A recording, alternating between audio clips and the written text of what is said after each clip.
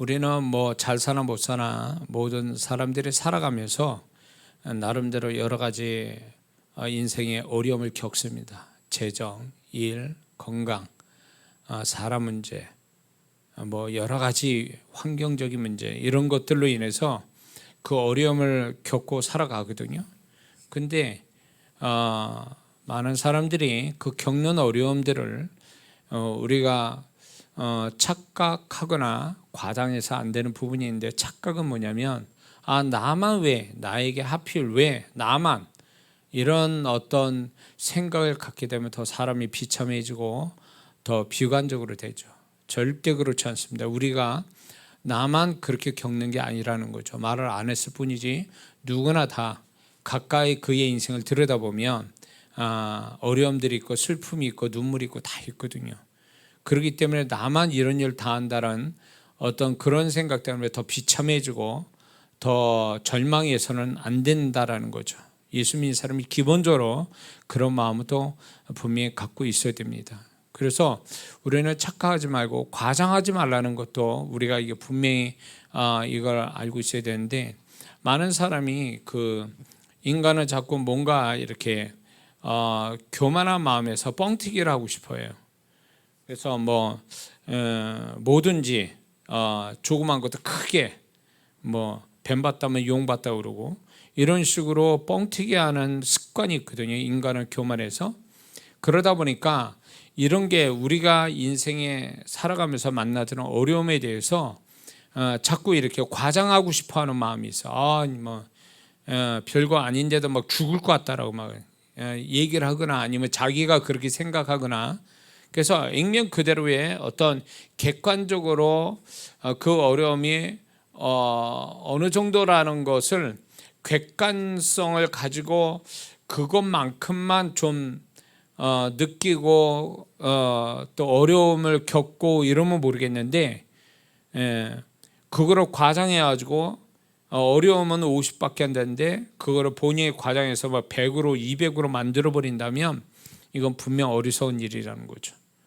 그래서 예수 믿는 사람이 두 가지 어리석음을 범해서 안 된다는 거죠. 인생의 어려움을 겪을 때 나만 겪는다라든가 아니면 과장해서 생각한다든가, 이건 분명히 하나님이 우리의 어려움을 주신 어떤 하나님의 뜻에서 벗어나는 태도라는 거죠. 잘못된 태도라는 것을 우리는 잊지 말아야 됩니다.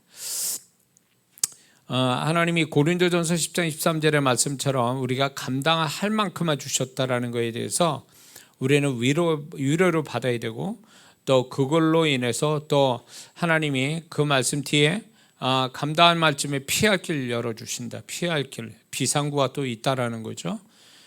그렇기 때문에 예수 믿는 사람은 하나님이 우리 보호자 되고 모든 것이 되신 분이기 때문에 우리는 우리 스스로 다 감당하라고 인생을 주신 게 아니라 구원받은 다음에 천국 가는 그날까지, 죽는 그 순간까지는 하나님이 우리의 인생, 예수 믿는 사람의 인생에 하나님이 개입하시고 또 하나님이 은혜를 주시고 또 그분이 우리를 모든 걸 이렇게 컨트롤 해가는 그분의 손길이 있다는 걸 우리는 반드시 믿어야 될 줄 믿습니다. 그런데 이제 우리가 이제 어려움을 겪는 거에 대해서 만약 이렇게 또 이런 거는 좀 잘못된 태도인데, 그게 뭐냐면 어려움 그 자체의 고통만 있고 또 그리고 그 어려움이 해결되면 이제 살았다, 이런 생각과 함께 이제 시간이 또 지나가면 나 그때 좀 어려웠어, 그때 그 어려움을 잘 통과하고 지금 이렇게 지난날 돌아보니까 그 어려움도 좋은 어떤 쓴 추억이면서 또 나한테 하나의 추억거리가 됐다, 이렇게 생각한다면 이건 세상 사람이 하는 태도라는 거죠. 예수 믿는 사람은 이렇게 세상 사람같이 이런 식으로 자기의 어려움을 이런 식으로 해석해 버리면 이 사람은 하나님 없이 사는 사람 같고, 하나님이 자기 인생 속에 개입하셔서 어떤 식이든 우리에게 그 어려움을 통해서 어떤 메시지를 주시고 있는 것을 전혀 알지 못한다는 거죠. 그렇게 되면 이 사람은 세상 사람같이 고통만 느끼고 어떤 괴로움을 겪고 어떤 어려움을 겪었다라는 그 하나만으로 그냥 내 인생은 이런 일이 있었어, 이런 어려움을 겪었어, 이런 식으로만 해석해 버리면 이거는 진정한 믿는 자의 사고방식은 아니라는 거예요. 왜 그러냐면 우리의 모든 것, 다시 말해서 우리의 어려움이 자신의 잘못이든 아니면 자신의 어리석음이든 또 나와 상관없이 그 어려움이 오든 간에 어떤 경로로 어떤 원인으로 발생됐든 간에 그 모든 것은 우리의 모든 것은 하나님과 관계가 돼 있다는 거예요. 하나님하고 관계가 되지 않은 우리의 인생은 하나도 없다라는 거예요. 모든 게 관계되어 있다는 거예요. 그분이 머리털까지 세우셨다면 그 머리털까지도 그분이 다 관심이고, 그분이 공중에 나는 새도 그분의 허락 없이는 떨어지지 않는데, 그건 뭐야? 하나님이 주관하신다는 얘기잖아요. 하물며 우리가 하나님의 자녀가 된 우리의 모든 것들을 그분이 모르게, 그분의 어떤 그 불가항력적인 상황 속에서 벌어지는 것은 이거는 잘못된 생각이죠. 그럴 수가 없다라는 거죠.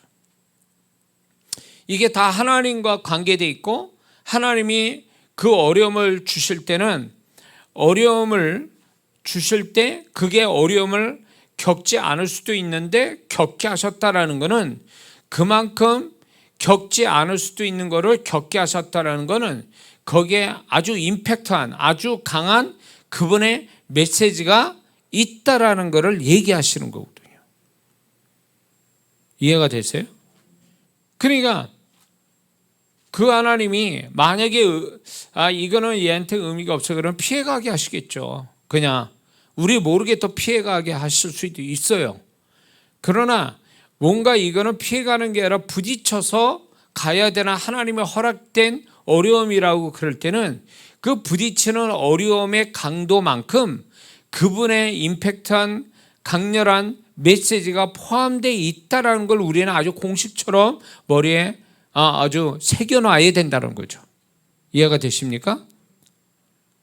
근데 많은 성도분들이 이제 그런 부분에 대해서 너무 그 문제 어떤 어려움을 겪는 그 어떤 고통 내지는 그 어려움을 해결하기 위한 어떤 액션을 취하는 그것 때문에 하나님의 강렬한 메시지를 못 듣는다는 거예요.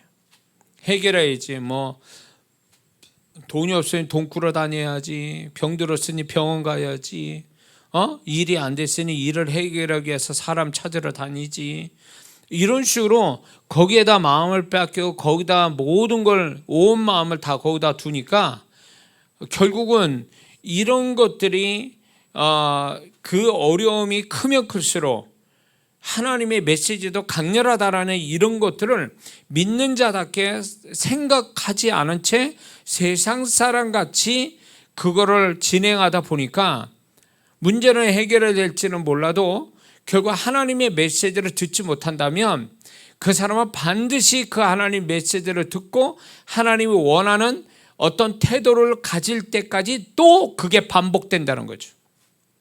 똑같은 일이 될 수도 있고 똑같지 않은 또 다른 일로 인해서 하나님이 동일한 메시지를 전하실 수도 있다라는 거예요. 하나님이 우리에게 어려움을 허락하실 때 그 어려움을 통해서 어떤 이 사람에게 어떤 메시지를 자꾸 전달하려는데 믿는 자가 그거를 못 알아듣는다면, 그래서 해결이 돼서 그냥 지나가 버린다면 하나님이 그 메시지를 반드시 이 영혼을 살리고 이 영혼을 수준을 높이고 이 영혼을 축복되기 위해서 반드시 또 한번 그렇게 그런 메시지를 들을 수 있는 어떤 어려움을 허락하실지도 모른다는 거예요. 자, 예를 들어서 사사기에 보면 그들이 우상 숭배를 통해서 그 우상 숭배의 죄로 인해서 350년 동안 7번 이방 족속으로 인해서 괴로움을 당합니다. 그러면 그거를 한 번에 어려움을 당했을 때에 그 한 번으로 우리가 우상 숭배를 해서 하나님이 징계하시고 그걸 해결하려고 사사로 보내셨구나, 이거를 한 번에 알았으면 6번은 반복이 안 될 수도 있다라는 거죠. 그렇죠? 근데 왜 한 번에 알 수 있는 하나님의 메시지를 못 알아들어서 왜 그거를 6번씩이나 반복해서 7번째 가야 정신 차리냐 이거죠. 응? 하나님은 우리가 구원받은 다음에 천국 가는 그날까지 죽는 그 순간이 가장 하나님 앞에 천국에 넉넉하게 들어가고 하나님 앞에 하나님 앞에 상 받을 자로서의 설 수 있는 수준까지 가려고 계속 구원받은 다음에 우리를 하나님의 학교라는데 입학시켜가지고 계속 우리를 다루시는 거거든요. 근데 그게 분명히 말씀드리지만 우리의 어려움이 내 잘못으로 왔든 아니면 내 실수로 왔든 아니면 나의 어리석음으로 왔든 간에 그것일 수도 있고, 반대로 나는 아무 문제가 없는데 상황에 의해서 아니면 다른 사람에 의해서 내가 어려움을 겪든 간에 어떤 형태의 어려움이든 간에 그 어려움을 통해서 하나님은 나를 좀 더 다루고 계시고 결국은 나라는 존재를 하나님 앞에 그분이 구원받을 때보다 더 나은 존재로 만들어 가려고 우리를 이끌어 가시는데, 우리는 그런 것들을 아예 들을 마음이 없고 그분의 음성을 듣거나 그 음성을 통해서 내가 고쳐지고 이런 것들에 대해서 이게 어려움을 해결하는 것보다 더 중요한 문제인데도 불구하고 우리는 어려움을 해결하는 쪽에만 자꾸 신경 쓰다 보니까 나의 존재를 다루고 나의 존재를 수준 높여 가시는 그분의 메시지는 전혀 못 듣는다는 거죠. 욥을 보세요. 욥은요, 율법이 없는 세대에서도 하나님이 인정할 만큼의 그는 하나님을 경외하고 흠이 없는 사람이세요. 그 행위에서도. 그런 사람 또 하나님이 고난을 허락하셨는데 그 고난을 허락하신 것이 결국은 욥기서 42장에 가보면 욥이 하나님 앞에 회개하는 장면이 나와요. 결국 욥을 수준을 높였단 말이에요.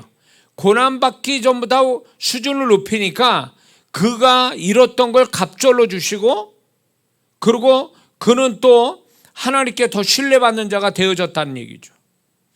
그게 하나님이 고난을 허락하시고 욥이 그 고난 태워서 어떤 사람이 되기를 바라셨는가를 분명히 욥은 알고 또 그렇게 했기 때문에 욥의 모든 축복이 다시 원상복귀가 갑절로 원상복귀가 되죠. 그리고 신앙도 수준이 올라가죠. 귀로만 들었던 하나님이 눈으로 봤다라고 하는, 결국 그 뭐냐면 하나님에 대한 존재 의식, 하나님에 대한 존재를 좀 더 가까이 봤다는, 가까이 알게 됐고 그걸로 인해서 하나님 앞에 자기의 어떤 영혼의 수준이 높아졌음을 얘기하고 있는 거거든요. 그러니까 하나님께서는 이렇게 욥같이 아무 문제가 없는데도 고난을 허락해서 그 고난 속에서 결국은 욥을 수준 높은 존재요, 또 현실도 축복해 주시는 하나님의 계획이 있는데 우리는 끝머리만 생각하지 그 과정 속에 존재를 높이시는 하나님의 뜻은 잊어버리고 갈 때가 많다는 거죠. 어려움을 자꾸 해결하는 데만 신경 쓰다 보니까. 그래서 그게 또 반복이 되는 수가 많다는 거죠. 그렇게 하다 보니까 우리의 삶이, 어려움이 이제 하나님의 허락하신 일들이 그것이 결국 나의 존재값을 높이고 그분 앞에서 더 그분이 신뢰하고 인정할 만한 사람으로 만들어가는 하나의 과정이고 재료가 되는데, 그 재료가 되는데도 우리는 그런 거를 의도로 모른 채 우리는 세상 사람같이 살다 보니까 하나님 보실 때 답답해 하신 거죠. 그리고 어려움을 통해서 수준 높아지는 게 아니라 어려움을 통해서 더 수준이 낮아질 때에 이거는 하나님 뜻이 아니기 때문에 결국 이 사람은 하나님 뜻하고 반대로 가는 거니까 결국 하나님이 그 어려움을 통과해서 오는 은혜와 축복은 경험할 수 없게 되는 거죠. 근데 이게 바울이 무슨 잘못을 해서 지금 고난을 시리즈로 저렇게 봤습니까? 종류별로 저렇게 다양하게 바울이 뭘 잘못해서 목숨 걸고 복음을 전하는 사도가 뭘 잘못해서 하나님 저런 걸 허락하냐 말이에요. 근데 놀라운 거는 우리가 이해 안 되죠. 아니 목숨 걸고 복음을 전하는 사도 바울에게 왜 저렇게 다양한 고통과 죽음 같은 고통과 어려움을 겪게 하시냐라고 할 때 우리는 결국 지나가서 보면 바울은 몰랐겠지만 우리가 바울 서신을 통해서 아는 것은 바울이 그리스도의 마음을 갖게 되고 그가 말한 것이 주님이 말한 것이 되고 그가 행함이 주님이 행한 것이 돼서 주님의 복사판이 된 사람이거든요. 그러니까 존재값이 엄청 높은 사람이 된 거예요. 그러니까 이 땅에 사는 동안에 바울이 그 정도의 하나님 앞에서 그 정도 수준이고 그 정도로 하나님이 존귀하게 여기시고 정말 신뢰하고 인정받을 만한 사람이라는 걸 그때 당시에도 제자들이 알고는 알았어도 이 정도는 몰랐을 거라는 거죠. 우리는 알지 그때 당시에 바울과 같은 동시대에 살았던 사람은 바울이 대단한 사람이야 이렇게만 알고 있었지 이 정도 우리가 아는 것처럼 그 정도 수준이라고 생각을 못했을 거라는 거죠. 그러나 바울은 그 고난 지금 그가 계시받은 게 중요한 것보다도 바울이 겪었던 그 고난 그 어려움이 결국은 바울의 존재값을 높이고 그것이 결국은 그의 인생이 하나님 앞에 찬란하게 정말로 누구도 흉내 내지 못한 누구도 그런 존재가 될 수 없는 존재로 하나님을 만들어 주신 거죠. 그래서 바울을 저렇게 바울 서신의 그의 고난을 나열하게 해서 우리가 듣게 하시는 것은 결국 바울이 저걸 통해서 엄청난 고난을 통해서 그는 그거와 비례하여 존재값이 엄청 높은 수준의 사람이 됐단 말이죠. 욥도 엄청난 고난이 비례해서 그것만큼의 엄청난 존재값을 가진 사람이 됐잖아요. 그래서 우리가 겪는 어려움은 그게 나를 망하게 하고 손해나게 하고 슬프게 하고 괴롭게 하고 고통스럽게 할 수는 있어요. 우리 육신을 갖고 있으니까. 그러나 그것만이 전부가 아니라는 거예요. 그것이 전부라면 불쌍한 사람 되는 거예요. 예수 믿고 불쌍한 사람 되는 거죠. 그러나 하나님은 그렇게 육신을 입고 있으니까 우리도 생각 있고 혼의 생각과 감정이 있으니까 그런 부정적 생각과 감정이 들 수는 있어요. 그러나 그게 전부가 아니라 그걸 통하여 하나님은 우리의 존재값이나 우리의 신앙이나 모든 수준을 높이기 위한 하나님의 계획이 그 안에 있고 하나님의 메시지가 우리를 향한 깨달아야 될 메시지를 전달해 주고 계신다는 거죠. 그거를 캐치하는 것이 영적인 사람이고 그 사람이 그 어려움의 가치를 아는 사람이 되는 거죠. 그래서 우리가 세상을 살아가면서 만나는 어려움, 이 어려움이 하나님의 강력한 우리를 향한 메시지가 있는데 하물며 우리가 주를 위해서 살고 말씀에 순종하기 위해서 살고 주께 헌신하기 위해서 살고 성령의 인도하심 받으며 사는 어려움은 더 말할 거 없어요. 그 안에 하나님의 메시지가 강렬하다는 거죠. 그러니까 저도 목회를 지금까지 하면서 많은 목회하면서 아니면 개인적 생활에 인생 살아가면서 세상 살아가면서 겪는 여러 가지 어려움이 이중의 어려움이 있었죠. 먹고 사는 데서 오는 어려움, 하나님이 일을 하는 데서 오는 어려움. 이 두 가지 어려움이 믿는 자는 두 가지가 있거든요. 이 두 가지 측면에서요. 근데 이 두 가지에서 어떤 것이든 간에 어떤 형태의 어려움이든 간에 어떤 세상 사는 데서 오는 어려움이든 하나님의 신앙을 지키고 하나님을 위해서 사는 데서 오는 어려움이든 그 어려움에 허락하신 하나님의 메시지는 동일해요. 그 메시지는 똑같다란 말이에요. 그래서 우리가 세상 사는 데서 어려움을 겪든 하나님을 위해서 사는 데서 오는 어려움을 겪든 간에 그 어려움 속에는 하나님이 우리를 향한 메시지가 포함되어 있다는 것을 우리는 잊지 말아야 됩니다. 그걸 들어야 돼. 그거를 깨달아야 된다는 거죠. 그걸 깨달아요. 그러니까 이장호 목사가 여기서 이 나이 돼서 목회를 이 정도 해가지고 이 나이에 여러분의 설교할 때 책상 머리에 앉아가지고 이론적으로 지식적으로 말씀을 준비해서 여러분에게 가르치는 게 아니라 살아온 세월, 그리고 주를 위해서 사는 거, 세상 살면서 제가 세상 살면서 오는 어려움, 사역하면서 어려운 이런 것들을 통해서 주님이 저에게 깨닫게 하신 것들을 설교를 통해서 전달해 주는 거죠, 여러분에게. 그러니까 많은 성도분들이 듣다가 나하고 똑같은 경험은 아니었어도 그런 걸 통해서 하나님이 자기한테 무엇을 얘기하고 뭘 원하는지를 이제 아는 거죠, 말씀을 통해서. 그럴 때 그 성도가 다시 한번 이렇게 어려움 쪽으로만 시선을 두는 게 아니라 이런 걸 허락하신 하나님 향하여 하나님이 주시는 메시지를 들으려고 할 때에 그 사람이 이제 그걸 통해서 하나님의 메시지를 통해서 하나님의 마음을 알고 그걸 통해서 또 하나님이 어떻게 자신을 이끌어가고 하나님이 어떻게 자신을 축복하는지를 그거를 발견해 가는 거죠. 그럴 때 어려움은 이거는 어려움보다도 이게 더 크니까 이것 때문에 정말 하나님 앞에서 내가 하나님을 배우고 또 말씀을 배우고 또 뭔가 더 깨달아져서 나의 존재값을 높이는데 뭔가를 더 알아가는, 이렇게 될 때 하나님의 바람은 거기에 있는 거거든요. 거기에. 문제가 해결되고 안 되고가 문제가 아니에요. 이거는 세상 사람은 그렇게 보겠죠. 우리도 그렇게 봅니다.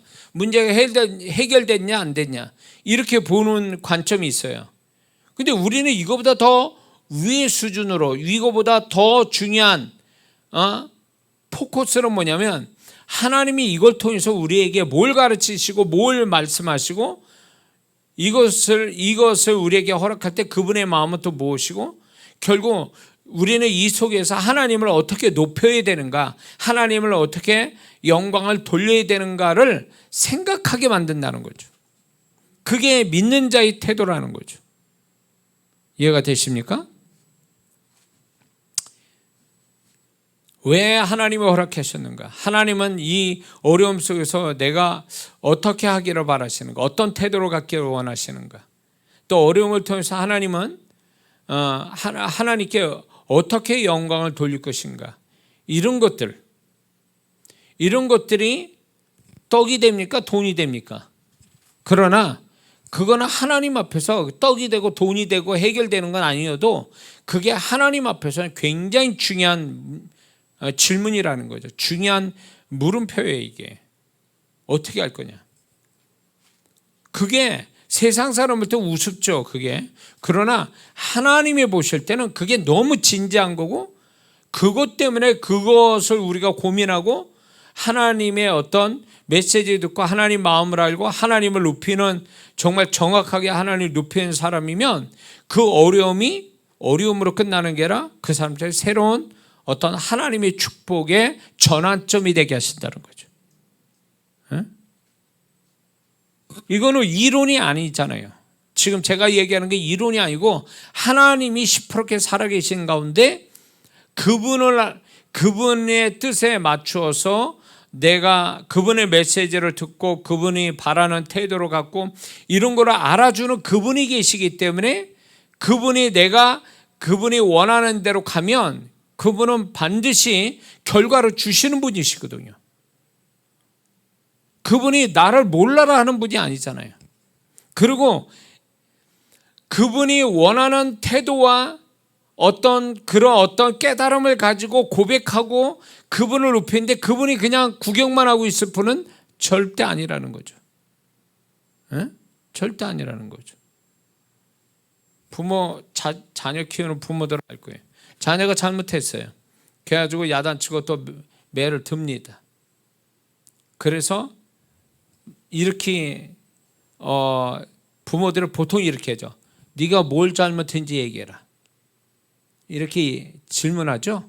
그럴 때 그 아이가 맞고 울면서 부모한테 매 맞고 울면서 제가 이런 부분이 잘못했습니다. 다음부터는 그러지 않겠습니다. 이렇게 얘기하잖아요. 그럴 때 부모가 더 이상 매를 들 수 없잖아요. 때리진 않잖아요.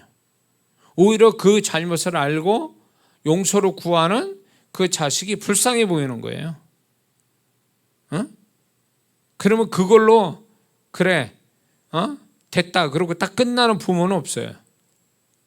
제가 어릴 때 뭘 잘못해가지고 엄청 얻어맞았거든요. 얻어맞은데 그 다음날 아침에 우리 아버님이 잘 말씀 안 하신 분이에요.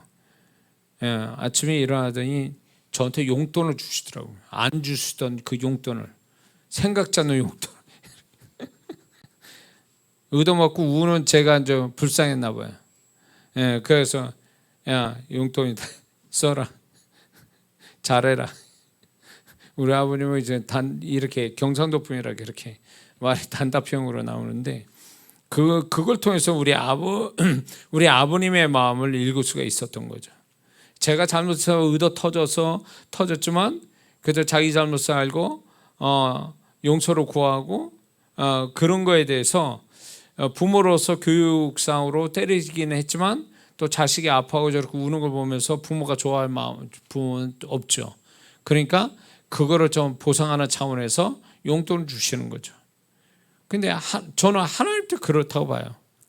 우리가 어려움을 허락하신 하나님이 야 요거 너 고생 좀 해라 이러면서 그렇게 하신 분은 아니시거든요. 어쩔 수 없이 우리에게 어려움을 허락하실 때는 반드시 그 어려움을 잘 통과하기를 바라고, 어려움을 통해서 슬퍼하고 낙심하고 괴로워할 수 있지만 잘 통과되어져서 하나님의 메시지를 듣고 잘할 때에 하나님이 그래 너 잘했구나, 그래서 사랑의 하나님이 그 어려움을 잘 통과한 대가로 욕과 같이 정말 갑절의 축복이 올 수도 있고 또 생각지 않은 새로운 은혜들이 올 수 있다라는 거죠. 예? 그러니까 우리가 항상 무슨 일이 딱 터지면 이게 하나님 앞에서 무슨 의미가 있을까? 하나님은 무엇 때문에 이걸 나한테 허락하셨을까? 이게 자동으로 머리에 떠올라야 돼요. 그 질문들이, 그 물음이. 그래야 하나님 마음을 알고, 그래야 거기서 위로도 받고 그런 가운데 깨달음이 올 때 그렇구나 그러면서 하나님과 초점 맞춰서 그 문제를 풀어갈 때, 그 어려움 풀어갈 때 하나님이 그 가운데서 영광을 받으시는 거거든요. 근데 이거는 뭐 하나님이 어려움을 허락했는데 이거는 전혀 하나님과 상관없이 막 이 문제를 해결하려고, 어려움을 해결하려고 이리 뛰고 저리 뛰고, 교회도 안 나와, 기도도 안 해, 예배도 안 드려. 그러면 끝난 거예요. 이거는 뭐 해결 볼지 안 볼지도 모르겠지만 그런 성도는 결국 하나님과 관계가 없는 사람이죠. 하나님이 주신 메시지 못 듣죠. 그렇게 되면 하나님은 어떻게 하실 것 같아요? 그 성도에 대해서 잘한다고 칭찬하실 것 같습니까? 그 사람은 재수업 받아야 돼요. 수업을 받았으면 수업을 받은 어떤 결과가 나와야 되잖아요. 근데 수업을 받지 않아서 공부를 못했다 그러면 다시, 옛날에는 그런 게 있잖아요. 나머지 공부라는 게 있었잖아요. 시험 치러서 또 점수에 못 미치면 또 남아서 다시 공부해야 되는 그런 게 있었잖아요. 그것처럼 다시 공부해야 돼. 그거에 대해서 왜 네가 무지한지, 뭘 알아야 되는지 다시 가르치는 거죠. 그러니까 우리가 하나님과 함께 산다라는 이것이 뭔가 확실치 않고 뭔가 명확하지 않고 뭔가 그 하나님이 의식이 없는 사람은 뭘 해도 다 하나님 없는 불신자처럼 생각하고 행동을 하는 게 이게 문제라는 거예요. 예수 믿는데도 교회 다니는 사람이 또 그런 사람이 많다는 거죠. 교회 열심히 다녀요. 근데 교회 문밖만 나가면 하나님 없이 살아 그냥. 그게 무슨 크리스찬이에요?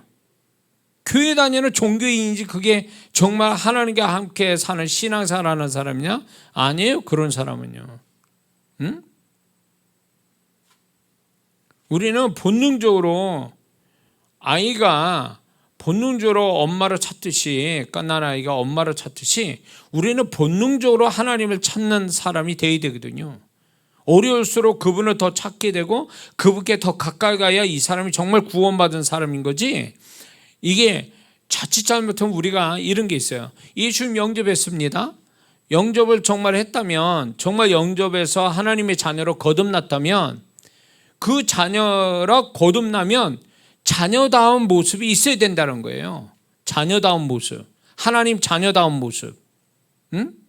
그건 DNA가 있기 때문에, 부모의 유전인자를 받았기 때문에, 보면은 저도 제 아들이 보면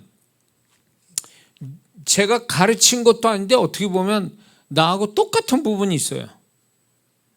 체형도 그렇고, 걷는 폼도 그렇고, 어떤 땐 생각하는 것도 그렇고, 말하는 것도 그렇고, 내가 가르친 게 아닌데 나하고 복사판이라는 게 딱 나와요. 그 친구도 나한테 배운 것도 아닌데 그냥 자동이에요. 그러니까 제 모습이 있는 거예요, 그 아들한테. 그것처럼 하나님의 자녀가 됐으면 하나님 자녀의 본능이 있어야 되는 거거든요. 그 본능. 그래야 그게 정말 구원받은 사람이잖아요. 예를 들어서 이제 우리가 어려움이 있으면 더 주님께 더 가까이 가서 주님으로 뭔가 해결받으려고 하는 이런 태도가 있어야 되는데, 그게 아니라 오히려 교회 안 나와, 주님을 멀리해, 그리고 세상에서 막 헤매고 돌아다녀. 과연 그 사람이 구원받은 사람일까? 라는 생각을 해본다는 거죠. 본능이라는 게 있잖아요. 내 배에서 내 자식이 태어나면 걔는 자기는 몰라도 본능적으로 부모를 닮게 돼 있어요. 부모를 자기도 모르게 부모 닮는 그 모습을 갖게 돼 있거든요. 우리가 하나님 자녀면 하나님의 본능을 갖고 주시고 살아가게 되거든요. 어느 자식이든 비행 청소년 아이 아니면 부모를 찾게 돼 있어요. 부모를. 그러니까 우리도 구원받았으면 하나님을 찾게 돼 있는 거예요. 무슨 일이 있든, 좋은 일이든 뭐 그렇지 않은 일이든 하나님을 찾게 돼 있는데, 그게 본능인데 그게 없다면 이 사람은 구원을 다시 점검할 필요가 있다고 봐야 돼요.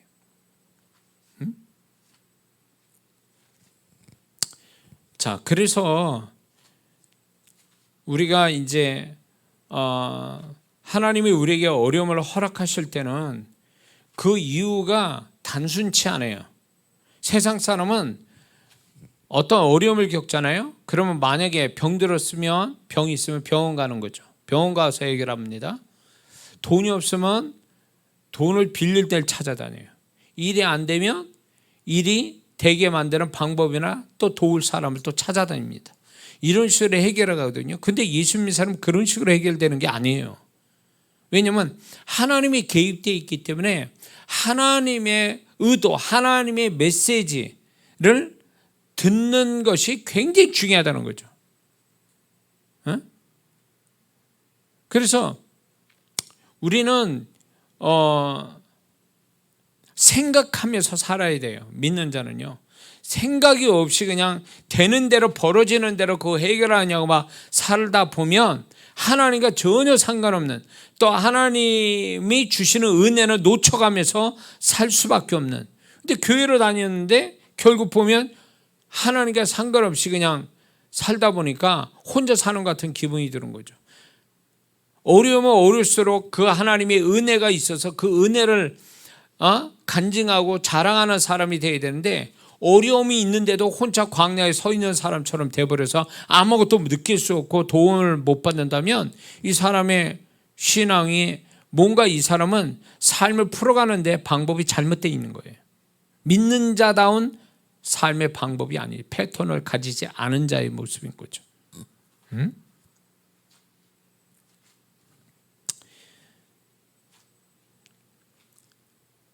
자, 그래서 우리가 이제 어떤 어려움이든 간에 그 하나님께서 무엇보다 해결되는 것보다 더 중요한 문제는 그 어려움을 통한 하나님이 이 어려움을 허락하신 하나님의 메시지를 듣는 게 제일 중요하다. 하나님 왜 이거를 저한테 허락하시고 하나님이 저에게 하실 말씀이 뭡니까? 이러고 질문을 자주 해야 돼요. 왜 그렇게 하십니까? 왜? 근데 하나님의 메시지가 이런 게 있어요. 두 가지로 메시지가 나뉘어지는데, 어려움을 당할 때 그때 주시는 메시지가 있고요. 그 다음에 문제가 어려움이 해결된 다음에 주신 메시지, 두 가지 메시지가 있어요. 근데 많은 사람이 정말 똑똑한, 하나님 앞에 똑똑한 성도는 이 두 가지 메시지를 다 들어요. 어려움은 어려운 대로 하나님이 주시는 그 메시지를 듣는 사람이 있고, 듣고 또 해결하며 해결되는 데서 오는 하나님의 메시지, 또 새로운 하나님 메시지를 듣는, 그래서 그 어려움이 하나님께 영광되고 자신한테 축복이 되게 하는. 근데 제일 어리석은 사람은 누구냐? 어려울 때 하나님 메시지 안 들어요. 해결된 다음에도 하나님, 그 다음에 하나님이 총정리하시는 그분의 메시지도 안 들어요. 그러니까 이 두 가지 메시지를 안 들으니까 이 사람은 세상 사람이에요. 하나님의 방법으로 푼 것도 아니고 해결된 것도 아니고, 이런 사람은 하나님과 상관없이 사는 거예요. 모든 게 먹고 마시는 것이 하나님께 영광이 되라고 했는데, 그 먹고 마시는 그 사소한 것조차도 하나님 영광이 되라는데, 우리 인생에 만나지는 어려움이 있는데도 하나님이 영광되지도 않고 하나님의 메시지도 듣지 못한 채 그렇게 가버린다면, 이 사람은 분명 하나님과 상관없는 인생을 사는 거예요. 어려움도 정말 그 어려움을 겪는 것도 정말 그 괴로운 건데, 거기다 하나님 영광도 안 되고 하나님이 도우실 어떤 뭔가 구멍도 없이 그냥 내가 스스로 다 세상 사람처럼 해결해야 한다면, 이 사람은 하나님과 상관없이 사는 거예요. 예수 믿으나 하나님과 상관없이 사는 사람들. 이걸요, 하나님이 우리가 그 겪는 어려움 속에 그분의 메시지 듣고 그분이 원하는 태도로 갖고 이래야 그분이 같이 산다, 나와 같이 그분이 살고 그분의 도움을 받고 산다, 이게 실감나게 경험되면서 간증이 나오는데, 이게 도대체 하나님과 상관없어. 하나님도 안 찾아, 하나님 메시지 듣지도 않아, 하나님 바라는 태도도 안 가져. 그러면 그게 무슨 하나님과 함께 사는 사람이, 하나님과 상관없는 사람이 이런 사람이. 그럼 불쌍한 사람이네. 진짜 불쌍한 사람 되는 거예요. 하나님의 은혜도 없지, 도우심도 없지. 그러니까 지 혼자 발버둥 치면서 사는 거예요. 이게 얼마나 불쌍한 인생이에요. 에? 어려움 겪는 것도 힘들어 죽겠는데 거기다 하나님의 은혜도 없이 산다면 이게 얼마나 불쌍한 일이냐고. 에? 자, 그래서 우리는 우리가 겪는 그 어려움에 하나님은 과연 이 어려움만큼의 신중한 메시지, 강력한 임팩트한 메시지는 과연 무엇인가 라는 것에 대해서 제가 쭉 정리를 좀 하려고 합니다. 이 부분은 이제 결국 이런 거죠. 제가 주님으로부터 배운 게 있고, 또 말씀 속에서 깨달아진 게 있고, 그리고 그분의 마음에서 발견된 것들이기 때문에 분명히 여기에 여러분들이 분명히 포함되어 있다고 봅니다. 지금 제가 얘기하고 싶은 거는 열 몇 가지가 되는데 오늘은 세 가지만 하고 마치려고 합니다. 그래서 열 몇 가지가 되는 데서 분명히 하나님의 메시지가 여기 다 포함되어 있어요. 여기에 한두 가지가 포함되어 있거나 포함되어 있는데, 그거를 하나님의 어떤 그 의도가 있고 하나님 메시지가 있는 것을 잘 알아들어서 그분이 바라는 태도로 갖게 되면 어느 순간인가 문제가 해결되는, 그 해결되고 또 해결될 뿐만 아니라 하나님 손길로 더 축복을 경험하는, 전화위복하는 역사가 그 뒤에 오는 것도 분명히 있습니다. 제가 이제 8년 만에 이제 제 아들을 낳았다 그랬죠. 근데 그 전에는 뭐 기도도 했지만 뭐 아들 낳기 위해서 무슨 뭐 저 공주에 뭐 유명한 한약방이 있다고 그래서 거기도 가고, 뭐 한국에 뭐 그때 당시 유명하다는 산부인과도 서울에 가고, 뭐 하여튼 뭐 여러 가지 했어요. 근데 하나님은 그게 해결책이 아니다라는 거예요. 결국 하나님의 해결책은 갈라서 6장 7절의 말씀처럼 심은 대로 거둔다. 이 말씀에 꽂혀서 말씀을 증명하라는 어떤 메시지를 저한테 주셨기 때문에 생명을 심은 자는 생명으로 거둔다 그래가지고 결국 전도를 2년 하고 약 길바닥에서 예수 영접한 한 500명을 하나님께 드리고 아들을 하나 얻은 거예요. 그게 하나님의 방법이었던 거예요. 근데 저는 8년 동안 그걸 몰랐던 거예요. 하나님이 이 방법을 모르고 다른 방법을 택한 거죠. 자연적인 방법 아니면 또 한의사를 빌리는 산부인과를 통해서 아니면 다른 방법을 통해서 이런 식으로 자녀를 얻으려고 그랬지. 그러면서 기도는 한 거예요. 하나님 자녀가 없으니 이게 얼마나 또 우리 어머니가 또 그냥 막 그냥 그 또 아이가 없으니까 또 우리 어머니가 스트레스 주셨죠. 예. 그렇게 해서 그런 어려움들이 있었단 말이에요. 근데 결국은 하나님은 하나님의 방법으로 저한테 메시지를 준 걸 나는 8년 동안 못 들은 거예요. 어떻게 해결되는지를 하나님 메시지를 못 들은 거예요. 그리고 기도는 했지만 자녀를 달라고 기도했지 이 자녀가 없는 거에 대한 하나님의 방법, 하나님의 뜻, 하나님의 어떤 의도를 알려고 하지 않았다라는 거죠. 그게 7년 걸린 거예요. 그 의도를 알 때까지가. 그래서 8년째가 사들어 얻게 된 거죠. 그게 일찍 알았으면 어쩌면 하나님 더 일찍 주셨을지도 모르는데 어리석어서 제가 목사인데도 어리석어가지고 그 뜻을 모르고 왜 다른 사람 그때는 이런 실망감 내지는 불만 같은 게 있어요. 왜 다른 사람은 쉽게들 낳는데 왜 우리는 그게 어려운가?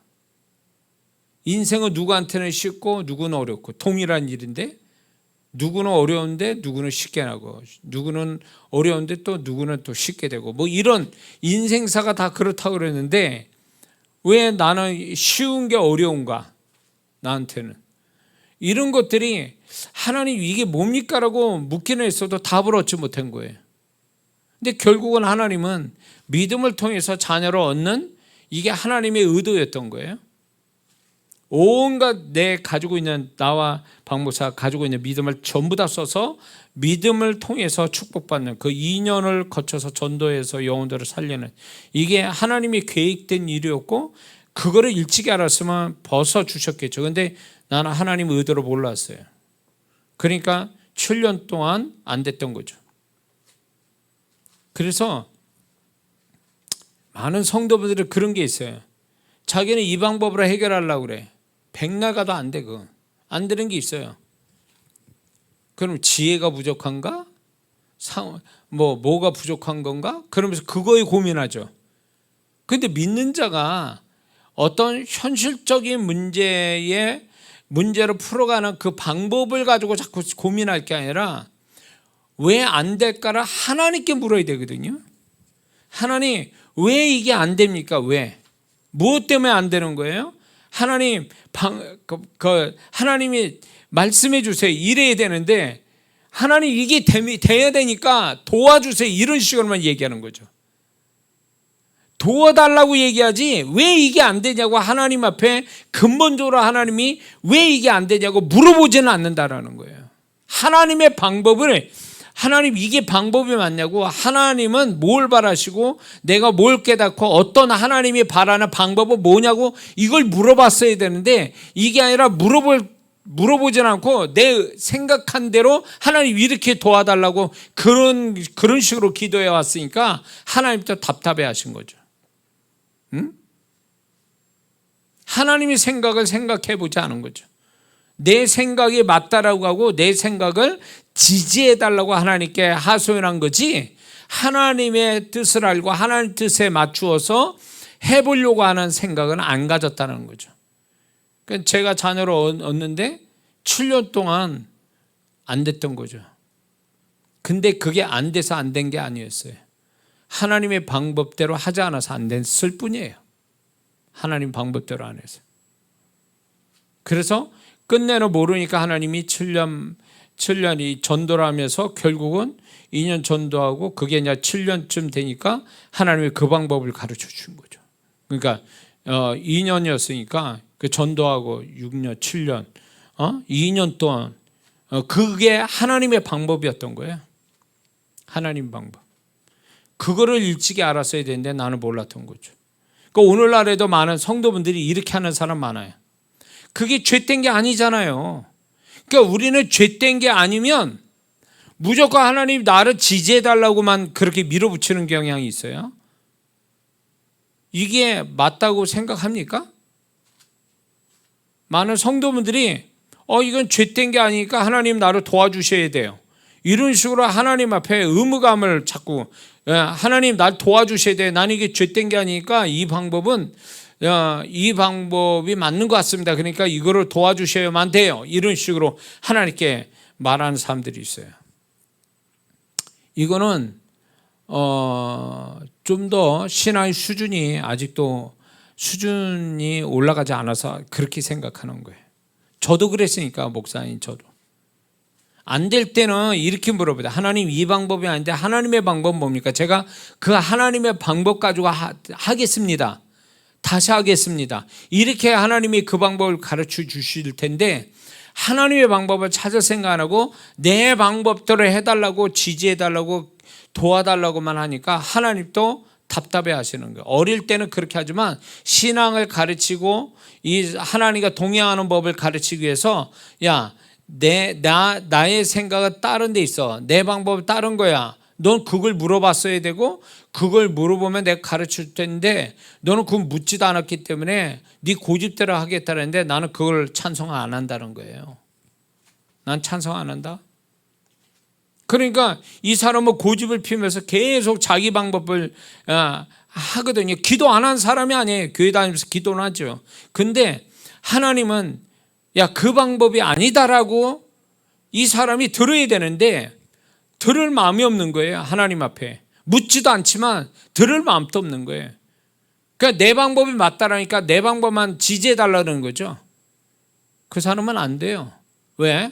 하나님은 하나님의 방법으로만 해결하려고 작정해놨기 때문에 그런 거예요. 에? 뭔 말인지 이해가 되세요?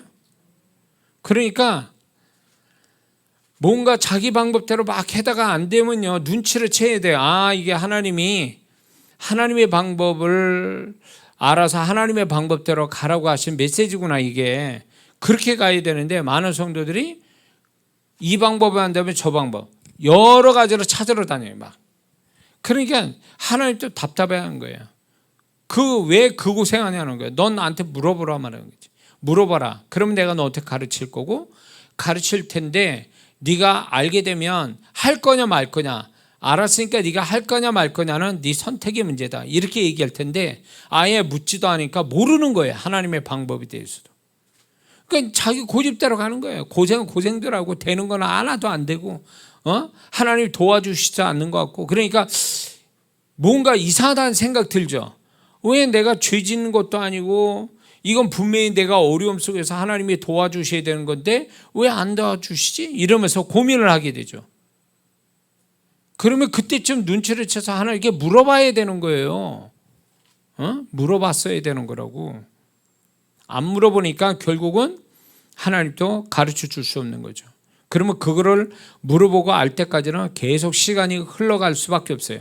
되는 거 없이. 그건 고통이죠. 또 다른 고통이에요.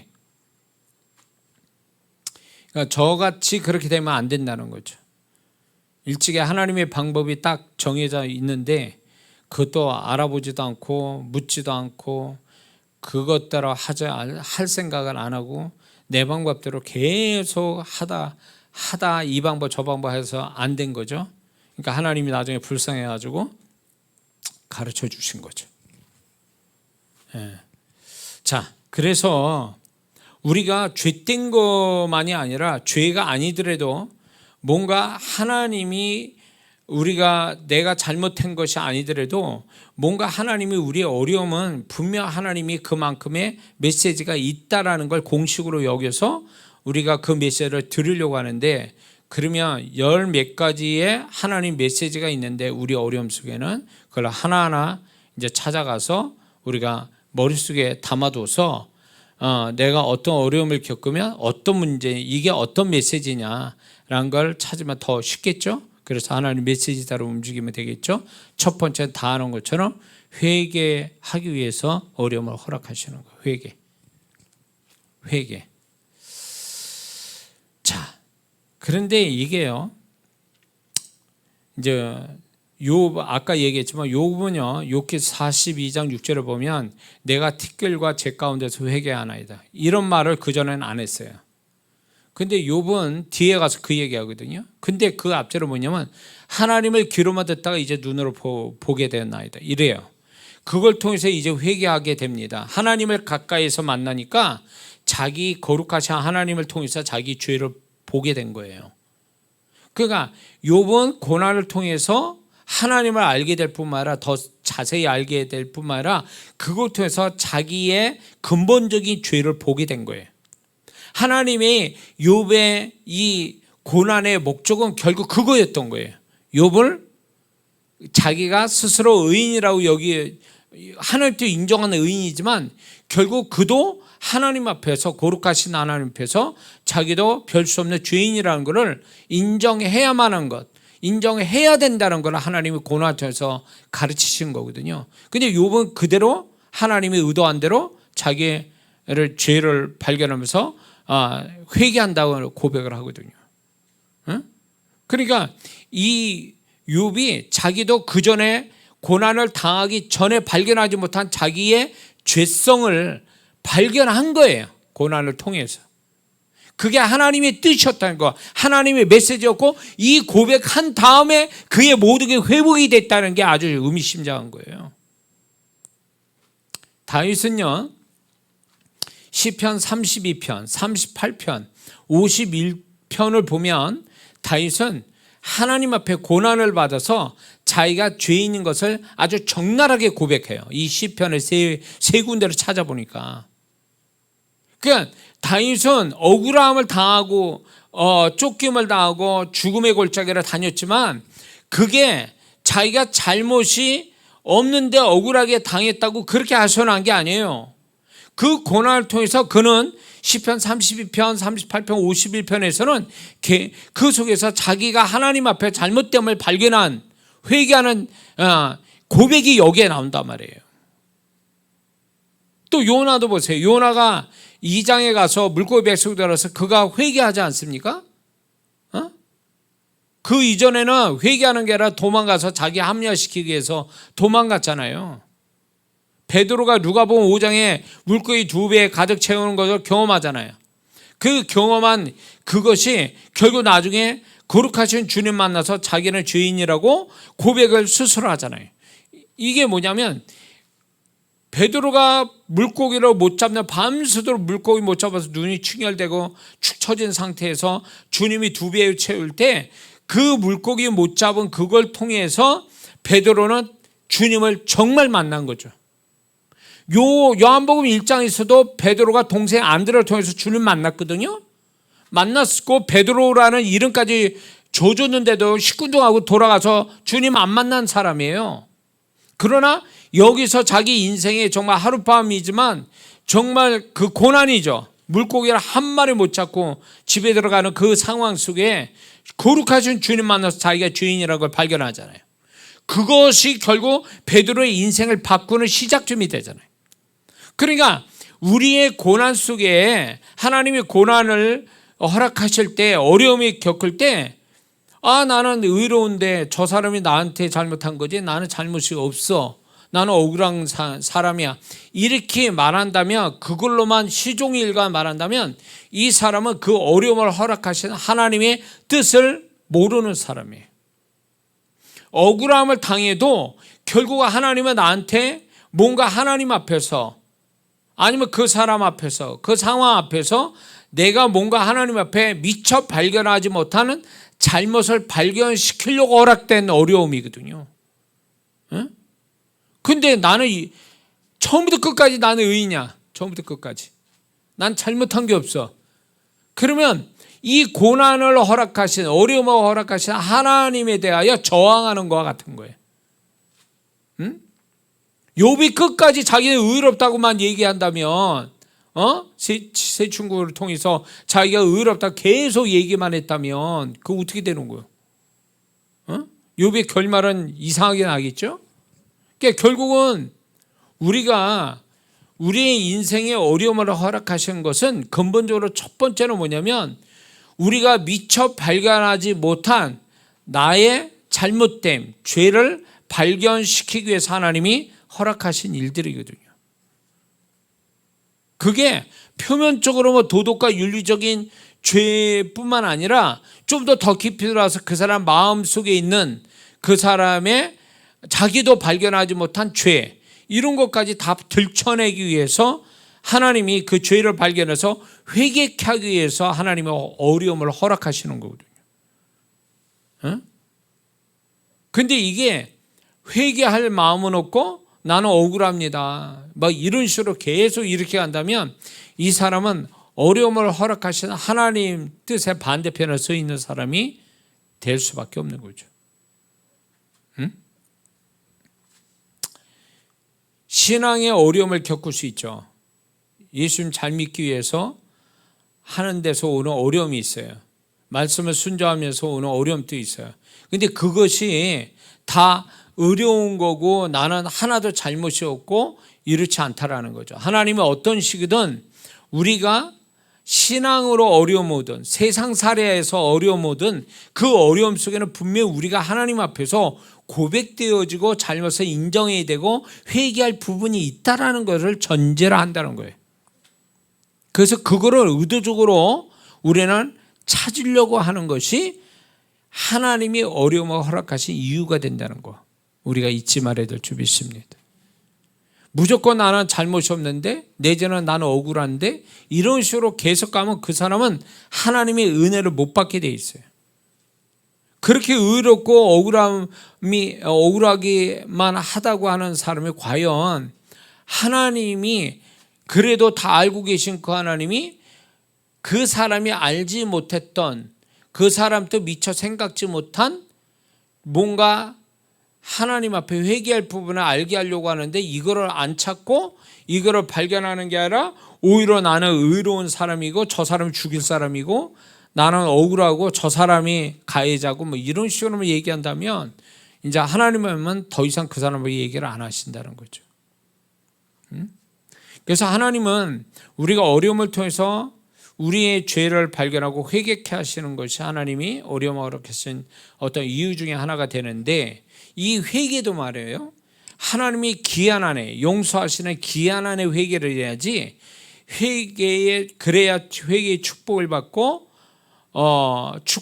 그랬는데 하나님이 허락하신 기한을 지나서 회개하게 된다면 그 회개가 의미가 없고 결국은 죄의 대가를 치를 수밖에 없다라는 거죠. 다윗과 사울을 통해서 보면 알 수가 있어요. 그래서 죄의 대가는 결국 하나님이 용서하시는데 용서로 받을 수 있는 그 기한이 있단 말이에요. 근데 그 기한을 넘어가면 이제 사단에게 넘겨져서 결국 사단은 그 사람을 얼마까지 괴롭히고 또 어느 강도만큼 괴롭힐지를 하나님은 또 제한적으로 그거를 사단에게 허락할 수밖에 없는 거죠. 그래서 우리는 회개하는 게 자기 영혼에 안전한 거고 하나님의 은혜를 받을 수 있는 기회가 돼요. 그래서 우리는 한국 성도들이 세계 어느 성도보다도 굉장히 하나님의 은혜를 잘 받는 이유 중에 하나는 이거라고 봐요. 첫 번째가 회개를 잘한다는 거예요. 과거의 신앙생활을 제가 어렸을 때 보면 무조건 뭐 잘못하면 무조건 하나님께 회개를 하는 게 습관처럼 됐어요. 그래서 제 어릴 때 신앙은 회개하는 게 강박관념처럼 돼 있었어요. 아주 눈물 쥐어짜고 뭔가 잘못한 게 있는가 계속 밤새도록, 그때는 정말 철야했죠. 밤새도록 찾아내서 하나님께 회개하고 이런 게 교회에 제가 다녔던 교회의 풍경이에요. 그런 게 돌이켜보면 그게 굉장한 하나님 은혜와 축복을 받는 비결이었던 거예요. 응? 만약에 막 이렇게 자기가 잘못했는데 잘못 시인하지 않고 안 그런 척하고 억울하고 자기는 의롭다고 하면 그 사람은 하나님의 은혜를 못 받는다는 거죠. 죄인에게 죄인됨을 인정하는 자에게 하나님의 은혜가 가지, 죄인됨을 인정하지 않는 자한테는 하나님이 은혜를 주실 이유가 없는 거예요. 그래서 우리가 어려움을 겪으면 그 어려움 속에는 임팩트한 그분의 메시지가 있는데 그 시작 그 하나가 처음 알아야 될 게 회개하기 위해서 어려움을 허락하신 거다. 그래서 우리는 하나님이 주신 기한 안에 회개할 줄 아는 자가 되어야 된다는 거죠. 이해가 되시죠? 두 번째는 하나님이 우리 인생의 어려움, 세상 살면서 어려움, 신앙의 어려움 겪게 하실 때는 두 번째는 분명한 거는 정결함이에요. 정결함. 그거는 결국 뭐냐면 그 사람의 거룩함을 회복하기 위해서 또 더욱 높은 수준 높은 정결함을 갖기 위해서 하나님의 어려움을 주시는 거예요. 허락하시는 거예요. 그래서 그 정결함이라는 게 현장, 사람, 습관, 생각하는 거, 보는 거, 말하는 거, 행동하는 거, 일하는 거, 일에 대해서 버리고 단절하고 떠나가는 거, 이게 하나님이 그런 걸 통해서 정결함을 갖게 하기 위해서 어려움을 허락하시는 거예요. 그래서 이런 게 있죠. 어려움이 탁 오면 영적인 사람은 벌써 그 어려움을 딱 겪으면 순간적으로 뭔가 자기 잘못이 툭 기억이 나는 사람이 있어요. 그거예요. 그것 때문에 하나님이 어려움을 허락하시는 거예요. 이 정도 수준이 되면 그 사람은 정말 신앙생활 잘한 사람이에요. 어려움이 세상살이의 어려움이든 신앙적인 어려움이든 어려움을 겪는데 이 어려움이 어디에서 왔을까 하고 생각할 때 자기도 모르게 이것일 수도 있어라고 툭 떠오르는 게 있다면 그게 정답이죠. 그 사람은 정말 수준이 높은 성도예요. 그런 성도를 보거든요. 이제 얘기하다 보면 제가 이렇게 어려움이 왔는데 그 어려움을 생각해 보니까 제가 이런 게 마음에 걸렸어요. 그러면서 얘기를 해요. 그 어려움을 겪으면서 제가 갑자기 나도 모르게 이런 어떤 부담감 내지는 이런 게 마음에 걸리는 게 있습니다라고 고백하는 분이 있거든요. 수준 높은 사람이죠. 세상 사는 어려움 속에서 영적인 걸 깨닫는다고, 영적인 어떤 자기가 하나님 앞에 잘못된 거를 떠올린다고요? 이거 엄청난 사람이죠. 잘하는 사람이죠. 근데 정결함 또 두 종류가 있어요. 정결치 못한 가운데 정결함을 갖게 하시려는 거와 정결한데 더 정결함을 갖도록 하시는 거 두 가지가 있어요. 그래서 하나님의 사람이, 하나님은 사랑하는 그 성도에게 어려움을 허락할 때, 세상살이 어려움이든 신앙이 어려움이든 어려움을 허락할 때 결국 정결함 갖기 위해서 생각하고 보고 말하고 행하는 것, 모든 현장, 사랑관계, 이해관계 이런 모든 걸 정결하게 위해서 하시는데 그전에도 정결했지만 욥처럼 더 정결케 하시기 위해서 허락한 어려움이 있다는 거예요. 아예 정결치 못하는 걸 버리게 하기 위해서 그래서 정결함을 갖게 하시는 본전치기 정결함도 있고 원래 정결한데 더 수준 높은 정결함, 더 높은 정결함을 갖기 위해서 하나님이 어려움을 허락하신 게 있다는 거예요. 그러면 이 사람이 아무리 뒤져봐도 나는 하나님께 걸릴 부분이 없다를 친다면 이 사람은 수준 높은 정결함을 하나님이 갖게 하려고 어려움을 허락하신 거예요. 그러면 다른 사람 볼 때는 아무 문제가 없는데 자기는 어려움을 겪으면서 이런 것도 하나님께 마음에 걸려, 이런 것도 좀 하나님께 좀 부끄러워, 이런 부분이 좀 죄된 것처럼 느껴져, 이렇게 생각한다면 그게 맞는 거예요.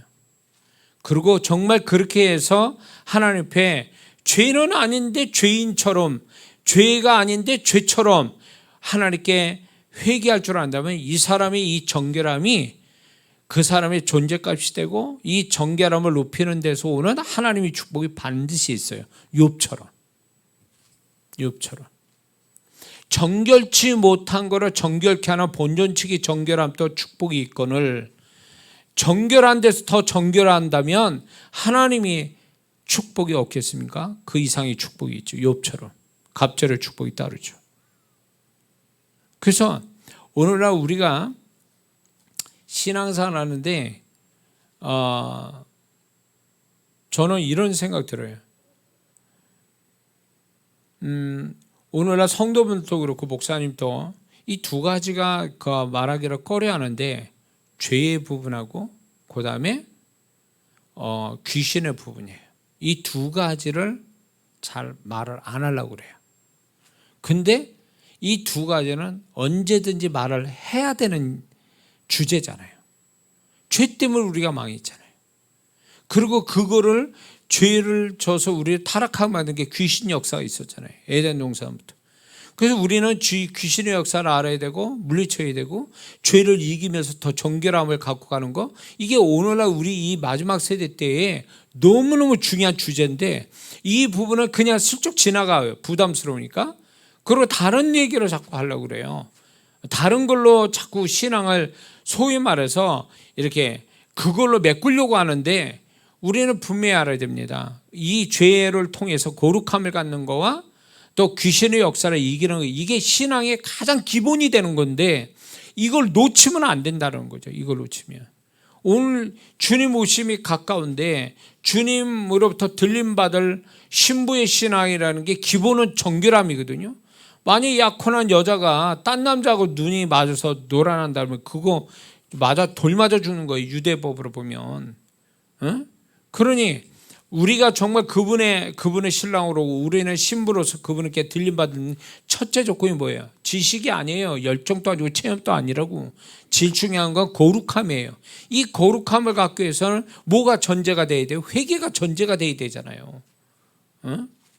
근데 오늘날 이게 회개가 점점 줄어들어가지고 회개를 안 하니까 교회도 개인도 지저분해지고 교회도 지저분해지고, 그러니까 그런 성도들이 세상에 살 때에 세상을 못 바꾸죠. 빛과 소금이 돼야 되는데 빛과 소금은커녕 어둠에 삼킴바 되는 크리스찬이 되니까 문제가 되는 거죠. 지금 세상이. 내일부터 이제 제가 이제 영분별에 관해서 얘기를 할 거거든요. 내일부터 목요일마다. 여러분들 꼭 들으셔야 돼요. 교회 못 오면 유튜브라도 꼭 들으세요. 제가 이렇게 깨닫고 이런 것들을 또 영분별 은사라는 것도 있고, 근데 왜 영분별의 능력이 중요한가에 대해서 그걸 나누려고 합니다. 그러니까 그렇게 하시고, 그래서 우리는 정결치 못한 데서 정결함을 갖는 정결함의 제로 상태로 가는 걸로 만족하지 말고 더 정결케 하려고 하나님이 우리에게 어려움을, 인생의 어려움을 통해서 더 정결케 하시려고 하는 하나님 메시지 듣고 우리는 더 정결해지려고 하는 사람이 되어야 될 줄 믿습니다. 자, 세 번째는요, 우리를 겸손하게 하기 위해서 인생의 어려움을 허락하십니다. 고린도후서 12장 7절을 보면 바울이 삼층천을 보고 와서 그게 너무너무 그게 귀한 거라 그게 자만하기 위해서 본인이 그렇게 오배하죠. 자만한 뜻이 이거예요. 스스로 자랑하고 뽐내다. 그러니까 교만한 거죠. 교만하지 않기 위해서 하나님은 바울에게 육체의 가시를 허락하셨습니다. 그 육체의 가시 때문에 바울은 더 겸손할 수밖에 없었어요.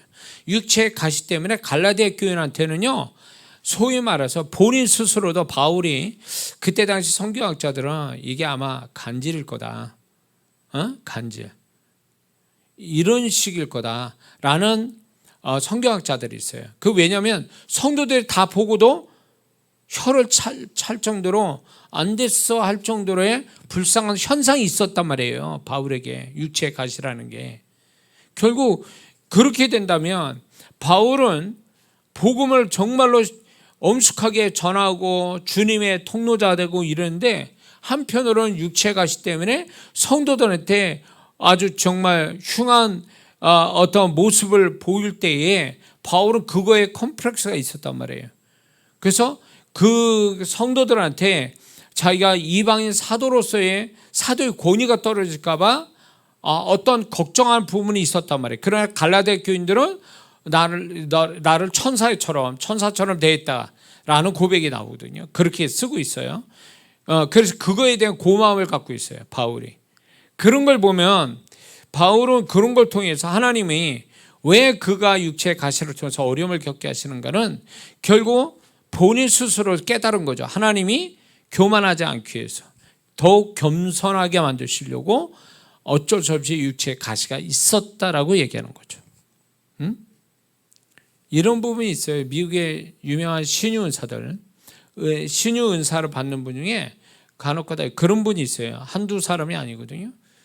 그분은 조윤경 목사님도 그 고백을 했어요. 미국에도 유명한 거 신유 사역자도, 그분은 신유 사역을 하는데 손을 댈 때마다 말할 때마다 성도들이 고침받습니다. 기적이 나타나요. 근데 정작 자기는 고침 못 받는 거예요. 조윤경 목사님한테 그렇다고 그랬어요. 자기는 병이 다 가지고 있는데 자기는 고침을 못 받는다는 거예요. 아무리 자기를 위해서 기도해도 안 된다는 거예요. 그래서 기도를 해주면 근데 또 낫고 막 이런다는 거죠. 근데 이제 미국의 신유 사역자는 고백하기를, 그가 신유 사역을 이제 은퇴하고 사역을 그만두니까 병이 고침받았다 이랬거든요. 이제 돌아갈 때쯤 되니까, 세상을 떠날 쯤 되니까. 그래서 그거예요. 조인교 목사님도 그렇고 그 신유 사역자도 결국은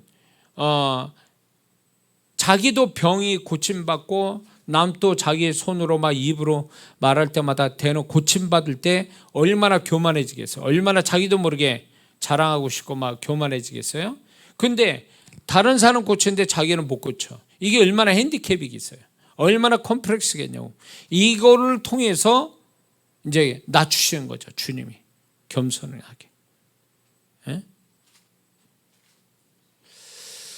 저도 그런 부분에 대해서 제가 이제 가족력이 있어가지고 저도 이제 질병을 가지고 있는데 기도를 합니다. 안 돼요. 또 안 나는 것도 있어요. 족한 은혜로 하나님의 손길로 좀 이렇게 주님이 이렇게 나아지게 하는 것도 있지만 완벽한 나아지진 않아요. 근데 하나님이 저를 통해서 지금까지 여러분들 아시겠지만 이거 말고 전에 이제 기록이 없는 어떤 하나님의 기적들이 이제 많이 있었거든요. 그런 거를 볼 때 하나님이 그렇게 역사하지만 저는 저 자신을 위해서 기도할 때 그게 안 되는 거에 대해서 굉장히 괴로운 때가 있었어요. 왜 나는 안 되지? 하나님이 나를 통해서 많은 사람을 그렇게 고치면서 왜 나는 하나님을 안 고치실까? 막 이런 부분에 대한 어떤 낙심되는 것도 있고 이런데, 결국 보면은 저는 여기서 보면서 바울을 보면서 하나님께서 네가 잘나서 되는 게 아니라 내 은혜로, 내가 너를 은혜로 도구로 써서 그걸 통해서 사모하는 영혼을 축복한다. 그러니까 그런 걸 통해서 하나님은 나를 더욱 겸손하게 만드시려고, 네가 하는 게 아니다. 이런 것들을 가르치기 위해서 하나님이 이제 이런 어떤 저에 대해서도 주님이 이제 이 부분에 끊임없이 기도하지만 주님께서 이런 거에 대해서 제가 겸손하기 위해서 더 허락된 일이라고 생각이 드는 거죠. 그러니까 교만은 패망의 앞잡이가 되거든요. 교만은 망하는 거예요. 망하는 지름길이에요. 그러다 보니까 하나님은 망하지 않게 해서, 하나님의 사람들이 망하지 않게 해서 어떤지 겸손하게 만드시려고 하는데, 이 나 겸손해져야지 이래서 겸손이 안 되거든요. 그러니까 하나님이 겸손하게 만드시려고 어려움을 허락하시는 거죠. 어려움을 허락하면 그냥 자기도 모르게 막 주저앉게 되죠. 제 사역 속에서도 하나님께서 엄청난 역사를 일으키니까 중간에 사단의 역사가 있어가지고 제가 막 이렇게 주저앉은 적이 있었죠. 그런 것들이 결국 보면 하나님께서 제가 겸손하게 만드시려고, 겸손하게 만드시려고. 그때 제가 한참 사역할 때 정말 크게 사역할 수 있는 일들이 막 여기저기서 벌어졌거든요. 하나님이 저를 겸손하게 만들려고 다 그게 캔슬이 됐죠. 그런 걸 보면서 내 뜻대로 안 되는구나. 또 제가 이제 이렇게 육신의 연약함을 통해서 하나님이 저를 계속 이렇게 낮추시는 거죠. 근데 지금은 또 뭐가 있냐면 나이가 저를 겸손하게 만드는 것 같아요. 나이가 이제 나이도 저도 이제 어느 정도 되다 보니까 이 나이가 하나님이 나이를 먹었다라는 게 이게 뭔가 하나님이 저를 더 겸손하게 만드시는 것 같아요. 88한 뭐 40대도 아니고 이러다 보니까 그걸 통해서 하나님이 겸손하게 만드시는 것 같아요. 그래서 겸손해진다라는 그 자체가 그냥 은혜스럽게 겸손해지면 얼마나 좋겠어요. 그냥 기도하는 가운데 겸손해지고 뭐 주님의 마음이 와서 뭐 아주 너무나 은혜스럽게 뭐 기분 좋게 겸손해지면 얼마나 좋겠어요. 그런데 하나님은 그렇게 하지 않고 우리의 인생의 어려움을 통해서 겸손케 하는데 그게 소위 말하면 쓰디 쓴 은혜예요. 쓴 은혜, 달콤한 은혜가 있는가 하면 쓴 은혜도 있거든요. 그 쓴 은혜를 이제 주셔서 이제 겸손케 하시는 거죠. 그래서 겸손한 자에게 더 은혜 주신다. 그래서 겸손하게 만들기 위해서 어려움을 주신다. 그래서 우리가 어려움을 겪으면 하나님이 겸손하라고 사인을 보내시는구나, 메시지 보내시는구나 이렇게 생각하고 겸손한 마음을 갖는다면 그 어려움이 결국은 하나님 앞에서도 축복받는 계기가 될 줄 믿습니다. 그래서 우리가 하나님이 어려움을 허락하시는 건 결국 회개케 하기 위해서, 정결함과 하기 위해서, 겸손하기 하기 위해서 우리에게 어려움을 허락하신다는 알고 이 메시지를 들을 줄 아는 우리가 되어야 될 줄 믿습니다. 기도합니다.